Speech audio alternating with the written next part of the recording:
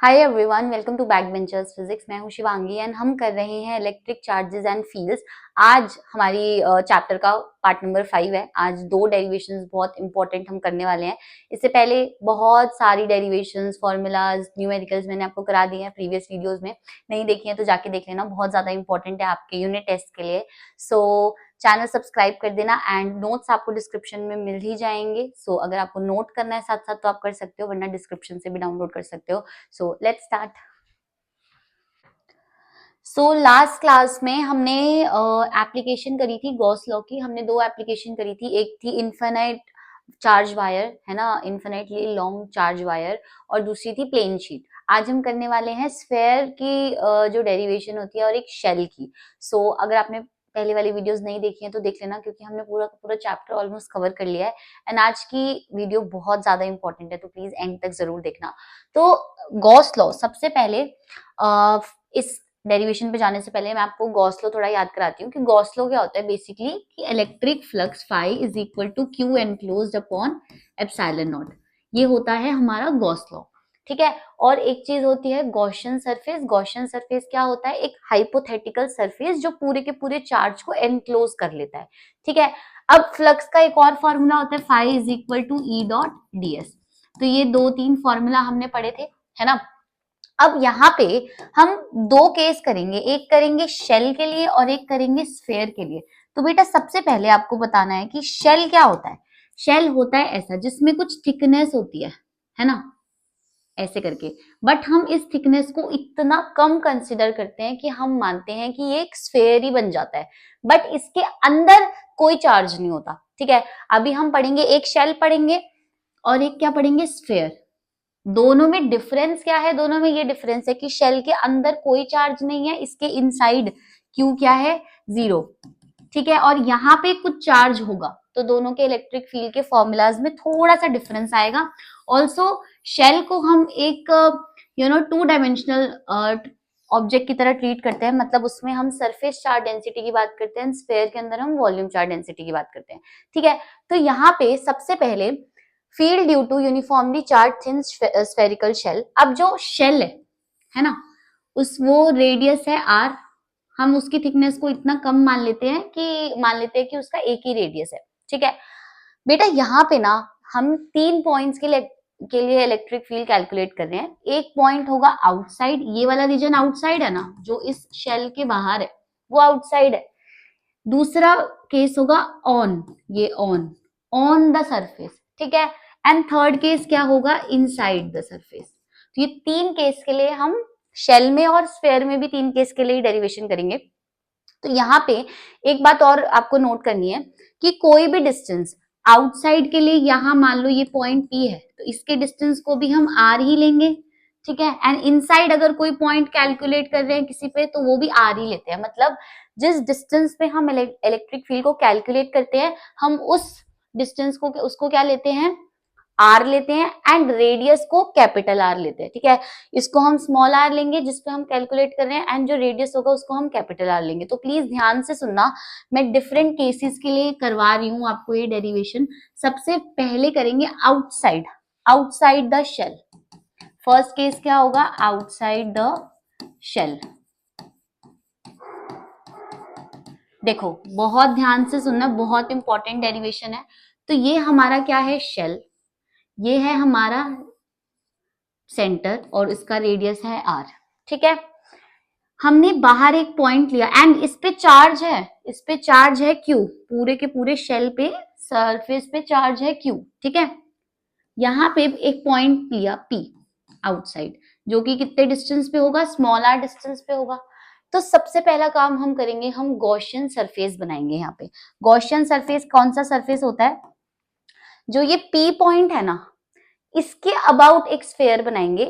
अभी मैंने आपको लास्ट क्लास में एक थिन वायर पढ़ाई थी। थिन वायर का गॉसियन सरफेस होता है सिलेंड्रिकल, प्लेन शीट का गॉसियन सरफेस भी सिलेंड्रिकल होता है। बट जब स्फेयर या शेल की बात करते हैं तो स्फेरिकल ही होता है गॉसियन सरफेस दोनों केसेस में। तो यहाँ पे एक गॉसियन सरफेस बनाएंगे ऐसे करके,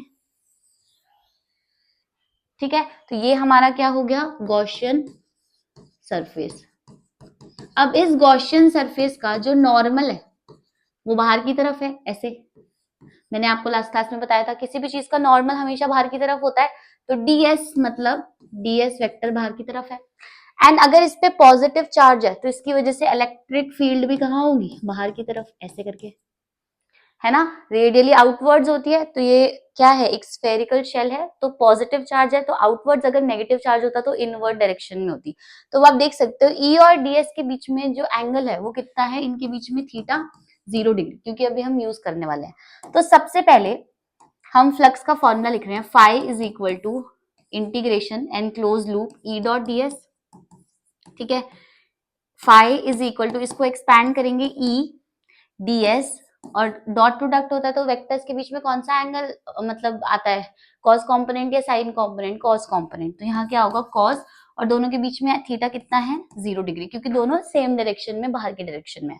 तो ये कितना हो गया, phi is equal to E ds, ठीक है। ds मतलब वो एरिया जहां पे, वो सरफेस एरिया जिसमें पूरा का पूरा चार्ज एनक्लोज है, मतलब गॉसियन जो सरफेस है ना उसका सरफेस एरिया लिखेंगे। अब यहाँ पे दो स्फेयर आ रहे हैं, है ना, स्फेयर का सरफेस एरिया होता है 4 पाई इंटू रेडियस का स्क्वायर। अब आप कौन सा रेडियस लोगे, बड़े वाला रेडियस लोगे या छोटे वाला रेडियस लोगे। तो जब भी हम फ्लक्स इसको कैलकुलेट कर रहे होते हैं तो हमेशा गॉसियन सरफेस का क्या लेते हैं हम, एरिया, सरफेस एरिया लेते हैं। तो यहाँ पे गॉसियन सरफेस का सरफेस एरिया कैसे लेंगे, ई 4 पाई, कौन सा आर आएगा, गॉसियन सरफेस तो ये है ना जो मैंने ऑरेंज से बनाया है, तो उसका रेडियस तो स्मॉल आर है, इसीलिए यहाँ पे क्या आएगा, 4 पाई स्मॉल आर स्क्वायर, ठीक है। अब यहाँ पे गॉस लॉ यूज करेंगे, using Gauss's law. Gauss law क्या होता है हमारा, phi is equal to Q upon epsilon naught, put कर दो यहाँ पे, Q upon epsilon naught is equal to E 4 pi r square. अब यहां से इलेक्ट्रिक फील्ड, ई का फॉर्मूला क्या हो गया, E is equal to Q upon, यहाँ पे इसको नीचे ले जाओ, 4 pi epsilon naught r square, ठीक है। ये हो गया हमारा इलेक्ट्रिक फील्ड का फॉर्मूला। तो प्लीज मेक श्योर कि आपका करेक्ट आंसर आए। एंड यहाँ पे इलेक्ट्रिक फील्ड किसके इनवर्सली प्रोपोर्शनल है, आर स्क्वायर के, ये नोट करना है आपको, क्योंकि अभी हम ग्राफ ड्रॉ करेंगे तो ये काम आएगा। तो ई आउटसाइड में इलेक्ट्रिक फील्ड क्या होती है, इनवर्सली प्रोपोर्शनल होती है 1 अपॉन आर स्क्वायर के, ठीक है। अब यहाँ पे तो ये हो गया हमारा आउटसाइड के, आउटसाइड द शेल। अब हमें क्या करना है, next case on the shell. On the shell जब हम करेंगे सेकेंड केस में, on the shell, on the surface of shell. अब शेल के सरफेस के लिए देखो, सेम शेल है, ठीक है, ये रेडियस आर है जैसा मैंने पीछे बनाया था। अब ऑन के लिए मतलब यहाँ पे कोई पॉइंट होगा P, तो गॉसियन सरफेस कैसा बनेगा, गॉसियन सरफेस भी बिल्कुल इसी पे ही बनेगा, क्योंकि गॉसियन सरफेस हम उस पॉइंट से ही तो बनाते हैं, है ना। एंड ये डिस्टेंस भी कितना है, ये तो स्मॉल आर लेते हैं, तो इस केस में स्मॉल आर किसके इक्वल हो जाएगा, कैपिटल आर के इक्वल हो जाएगा।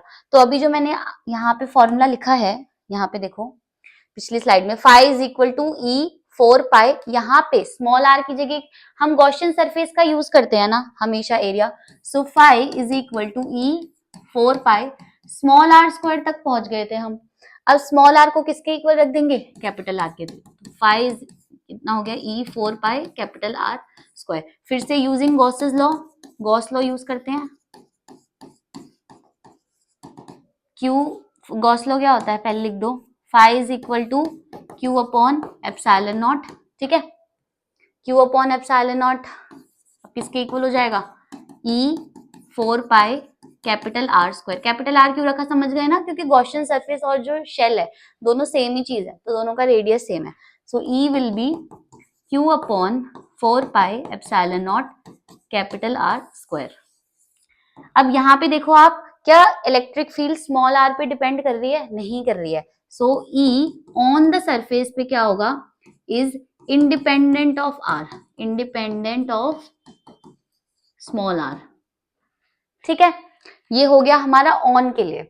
अब हम करेंगे इनसाइड के लिए। इनसाइड के लिए बहुत इजी है, inside the shell, inside the shell. तो बेटा इनसाइड में जो हमारा ये शेल है, इसका रेडियस आर है, जो चार्ज है, चार्ज चार्ज तो सरफेस पे लाई कर रहा है ना, चार्ज इनसाइड तो जीरो है ना, अंदर तो कोई चार्ज है ही नहीं इसके। तो अगर अंदर चार्ज नहीं है तो अगर आप यहाँ पे एक पॉइंट ले लो P, स्मॉल r डिस्टेंस पे, ठीक है, इसके अराउंड बना दो एक गॉसियन सरफेस, जैसा कि अभी हमने पीछे किया, ऐसे करके गॉसियन सरफेस बना दो। तो क्या इस गॉसियन सरफेस के अंदर कोई चार्ज होगा? क्यू एन क्लोज तो जीरो आएगा, तो वहां से फ्लक्स कितनी हो जाएगी? फ्लक्स क्या होता है? Q enclosed upon epsilon naught, तो वो कितनी आ गई? जीरो। अगर फ्लक्स ही जीरो आ गई सो ई डी एस किसके इक्वल हो गया? जीरो के, एंड ई किसके इक्वल हो गया? जीरो।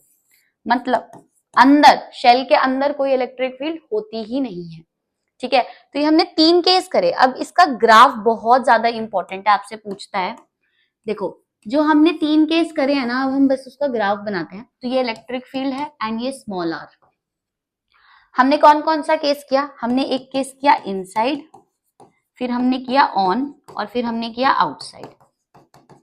इनसाइड में इलेक्ट्रिक फील्ड की क्या डिपेंडेंसी थी? जीरो। ऑन पे इंडिपेंडेंट, एंड आउटसाइड क्या है? Inversely proportional to r square, है ना। तो अगर मान लो ये ओरिजिन है, हम मतलब सेंटर है हमारे शेल का, ऐसा शेल है, ये शेल है, ये हमारे शेल का क्या है? सेंटर।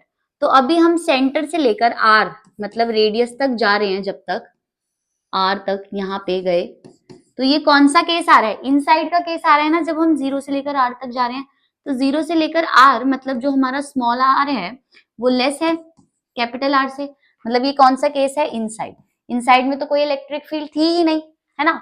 एंड ये वाला केस कौन सा है? जब हम रेडियस पे पहुंच गए, जब हम उसकी सर्कमफेरेंस पे पहुंच गए, तो ये ऑन वाला केस है। तो ये यहाँ पे कौन सा आएगा? ऑन का केस। उसके बाद जब हम आर से बाहर निकल गए, तो ये कौन सा केस हो गया? आउटसाइड। तो मतलब r is, small r is greater than capital R, मतलब ये आउटसाइड का केस आ गया, ठीक है। तो यहाँ हमारे पास 3 केस बन रहे हैं, तो मैंने ग्राफिकली भी 3 केस बना दिए। अब यहाँ पे ग्राफ कैसे ड्रॉ करेंगे? देखो, इनसाइड जीरो, तो मतलब इलेक्ट्रिक फील्ड जीरो है। ऑन में क्या हुआ? ऑन द सरफेस में इलेक्ट्रिक फील्ड की वैल्यू क्या थी? Q upon 4 pi epsilon naught r square, मतलब कोई फिक्स वैल्यू थी। तो यहाँ मान लो ये फिक्स वैल्यू है उसकी कोई, ठीक है, ये फिक्स वैल्यू है। बाहर क्या थी? डिपेंडेंसी इनवर्सली प्रोपोर्शनल था आर स्क्वायर के। तो इनवर्सली प्रोपोर्शनल का ग्राफ ऐसा होता है। तो आपका ये जो होगा, ये पूरा का पूरा ग्राफ ये होगा किसके लिए? स्फेरिकल शेल वाले केस के लिए। समझ आई बात? ठीक है। अगर आपको समझ नहीं आया तो एक बार दोबारा पीछे जाओ, दोबारा समझो, जितनी बार नहीं आया समझ दोबारा से समझो, ठीक है। पॉज कर करके एक एक चीज नोट करो, एंड ये ग्राफ बहुत ज्यादा इंपॉर्टेंट है, आपसे पूछा जाएगा पेपर में, सो अच्छे से करना है इसको, ठीक है। नेक्स्ट हम देखते हैं स्फेयर के लिए। स्फेयर के लिए भी क्या होंगे? 3 केस होंगे बेटा। स्फेयर भी कुछ ऐसा ही दिखेगा, उसका भी रेडियस क्या है? आर। बस उसमें और शेल में क्या डिफरेंस था कि इसके इनसाइड चार्ज होगा। तो पहले दोनों केसेस तो बिल्कुल सेम होंगे, सेम आंसर आएंगे, सेम डिपेंडेंसी आएगी इलेक्ट्रिक फील्ड की। बट इनसाइड वाले केस में शेल में जीरो था, बट इसमें कुछ आंसर आएगा, तो देखते हैं। तो सबसे पहले outside, outside the sphere. Outside the sphere के लिए सेम है, एक स्फेयर बनाओ, यहाँ पे रुक जाओ, यहाँ पे बनाओ, एक स्फेयर बनाओ, इसका सेंटर है, ठीक है, इसका रेडियस क्या है? आर। अब यहाँ पे एक पॉइंट पी ले लो, ठीक है, इसका क्या है? स्मॉल आर डिस्टेंस पे आउटसाइड के लिए एक गॉसियन सरफेस बना दो। यहाँ पे इलेक्ट्रिक फील्ड बाहर की तरफ, क्योंकि इस पे पॉजिटिव क्यू चार्ज है, सो इलेक्ट्रिक फील्ड बाहर की तरफ, इसका एरिया वेक्टर भी बाहर की तरफ, ठीक है। अब यहाँ पे क्या यूज करेंगे? E flux phi is equal to integration enclosed E dot ds, ये फॉर्मूला होता है, मैंने लास्ट क्लास में आपको पढ़ाया है। तो यहाँ पे क्या आएगा? E ds, दोनों के बीच में कॉस, कितना एंगल है? 0 degree, so phi is equal to E ds। अब यहाँ पे कौन सा सरफेस एरिया यूज करेंगे? गॉसियन सरफेस का। तो गॉसियन सरफेस का क्या होगा? Phi is equal to E 4 pi small are square. फिर से क्या करेंगे? गॉस लॉ यूज करेंगे। So using Gauss law, Gauss law use किया, which is phi is equal to Q upon epsilon naught. Put करी value, Q upon epsilon naught is equal to E 4 pi r square. ठीक है, electric field क्या आ गई, Q upon 4 pi epsilon naught r square. यहाँ पे भी electric field inversely proportional होगी किसके, आर स्क्वायर के। ठीक है, बट यहाँ पे वॉल्यूम चार्ज डेंसिटी यूज होगी। वॉल्यूम चार्ज डेंसिटी क्या होती है, रो। रो का फॉर्मूला क्या होता है, चार्ज अपॉन वॉल्यूम। ठीक है, तो Q कितना है, Q कितना हो जाएगा, रो इंटू वॉल्यूम। वॉल्यूम किसकी, वॉल्यूम होगी स्फेयर की। सो 4 पाई 3 पाई कैपिटल आर क्यू। तो ये सब यूज करके हम Q की वैल्यू यहाँ पे पुट करके एक और फॉर्मूला निकाल सकते हैं, कैलकुलेट कर सकते हैं। ठीक है, सो ये हमारी डिपेंडेंसी आ गई आउटसाइड के लिए। अब ऑन के लिए भी सेम होगा। ऑन के लिए भी second case, on the sphere. On the sphere में क्या होगा, यहाँ पे फिर से Q upon epsilon naught is equal to E 4 pi, but अब स्मॉल r की जगह क्या आ जाएगा, कैपिटल R, क्योंकि गॉसियन सरफेस स्फेयर पे ही बन रहा है। तो स्मॉल r जो डिस्टेंस पे हमें कैलकुलेट करनी है इलेक्ट्रिक फील्ड, और कैपिटल R दोनों सेम हो गए। So E will be Q upon epsilon naught 4 pi r square, है ना। फिर से ये क्या हो जाएगी, इंडिपेंडेंट ऑफ स्मॉल r, मतलब एक कांस्टेंट वैल्यू है, constant value independent of small r। Main चीज जो आती है वो आती है इनसाइड के लिए, इनसाइड के लिए थर्ड केस में, इनसाइड द स्फेयर। अब यहाँ पे शेल में अंदर कोई चार्ज नहीं था, बट यहाँ स्फेयर में अंदर को चार्ज है, ठीक है, इसकी वॉल्यूम में। तो इसको यूनिटरी मेथड से सॉल्व करेंगे। यूनिटरी मेथड से कैसे करेंगे मैं आपको बताती हूँ।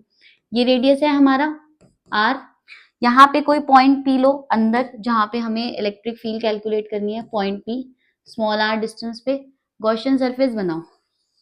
ठीक है, तो ये हमारा क्या है, ये है हमारा गॉसियन सरफेस। अब अगर पूरे के पूरे वॉल्यूम में, पूरी की पूरी वॉल्यूम में Q चार्ज है, तो इतनी सी वॉल्यूम जो गॉसियन सरफेस की वॉल्यूम है उसमें क्या चार्ज होगा, तो वो बस हमें कैलकुलेट करना है। तो देखो यूनिटरी मेथड लगाएंगे कि इतने में इतना चार्ज है तो इतने में कितना चार्ज होगा, है ना। तो पूरी की पूरी जो Q चार्ज है वो कितने में है, 4/3 पाई कैपिटल R क्यूब, पूरी वॉल्यूम में है ना। हमें कैलकुलेट किसके लिए करना है, गॉसियन सरफेस के लिए। सो 4/3 पाई स्मॉल r क्यूब के लिए हमें कैलकुलेट करना है। सो ये कितना आ जाएगा, Q डैश। Q डैश मतलब जो चार्ज इस गॉसियन सरफेस में है। यूनिटरी मेथड लगाया और कुछ नहीं किया बस मैंने। ठीक है, अब यहाँ पे देखो 4/3 से 4/3 कैंसिल, सो Q डैश कितना आ गया, Q R cube upon capital R cube. ठीक है, अब फिर से हम क्या करेंगे, E डॉट ds वाला सब कुछ करेंगे। सो फ्लक्स क्या होता है, इनक्लोज्ड E डॉट ds। फिर से यहाँ पे इलेक्ट्रिक फील्ड वो सब बाहर की तरफ आएगा। सो दोनों में कॉस कितना हो जाएगा, 0, विच इज 5। तो यहाँ पे जो आएगा 5, फ्लक्स हमें कैलकुलेट करना है। तो यहाँ पे देखो E, अब यहाँ पे हम किसका सरफेस एरिया पुट करते हैं, जो गॉसियन सरफेस होता है। तो 4 pi small r square, cos 0 तो 1 हो गया। ठीक है, तो ये हो गया 5। अब यहाँ पे फिर से क्या करेंगे, यूजिंग गॉस लॉ, मैं नेक्स्ट स्लाइड में लिखती हूँ। So using Gauss law, Gauss law क्या होता है, phi is equal to Q upon epsilon naught, Q enclosed. अब उस गॉसियन सरफेस ने कितना वो एनक्लोज कर रखा था, गॉसियन सरफेस ने Q डैश चार्ज एनक्लोज किया हुआ था ना। तो यहाँ पे कितना आ जाएगा, Q dash upon epsilon naught.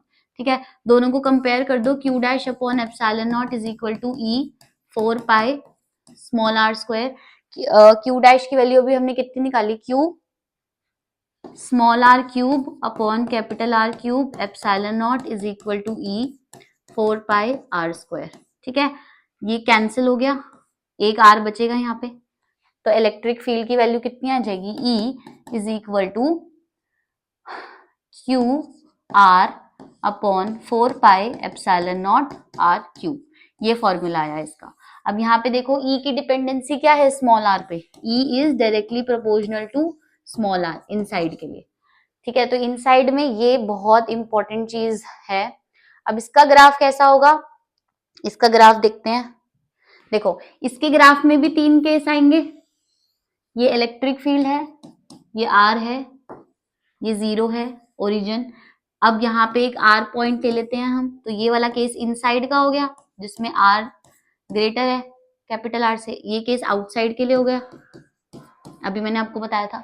तो इनसाइड में ई डायरेक्टली प्रोपोर्शनल है आर के, तो डायरेक्टली प्रोपोर्शनल का ग्राफ कैसा बनता है, ऐसा बनता है डायरेक्टली प्रोपोर्शनल का ग्राफ। बट डायरेक्टली प्रोपोर्शनल कहां तक है, सिर्फ ऑन ये शेल है ना, यहाँ डायरेक्टली प्रोपोर्शनल है, यहाँ कांस्टेंट हो गई वैल्यू, तो मतलब एक वैल्यू कांस्टेंट आ गई यहाँ पे, कोई भी वैल्यू पर्टिकुलर वैल्यू आर पे, बाहर inversely proportional to r square, तो ये inversely proportional to r square. ठीक है, तो ये पूरा का पूरा ग्राफ जो होगा ये बनेगा हमारा इलेक्ट्रिक फील्ड का। तो ये दो डेरिवेशंस थी बहुत ज्यादा इंपॉर्टेंट, एक शेल की एक स्फेयर की, मैंने आपको दोनों कराई है, बहुत अच्छे से एक्सप्लेन किया है। कुछ समझ नहीं आया, गो बैक एंड दोबारा से देखो, पॉज कर करके एक एक चीज समझो, और इसी के साथ चैप्टर कंप्लीट होता है। तो नेक्स्ट क्लास में हम इसके न्यूमेरिकल्स करेंगे, बहुत ज्यादा इंपॉर्टेंट न्यूमेरिकल्स जो आपसे बोर्ड एग्जाम में आपको दिखेंगे ही दिखेंगे। सो इससे प्रीवियस पार्ट्स अगर आपने नहीं देखे हैं तो प्लीज जाके देख लेना, एंड ऑल द बेस्ट।